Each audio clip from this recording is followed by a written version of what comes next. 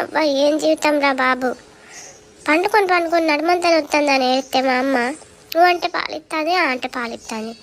ఈ ఇంట్లో ఉన్న వాళ్ళు కూడా అయ్యో పిల్లగాడు ఎడతాడు పాలి, అయ్యో పిల్లగాడు ఎడతాడు పాలి, ఇదే ముచ్చట.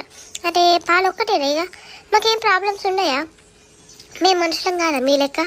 మీకైతే అది నొత్తుంది ఇది నొత్తుంది అని నోరు ఉన్నది చెప్పుకోవడానికి, మరి మాకే ఉన్నది. ఇది ఏడ్చడే కదా.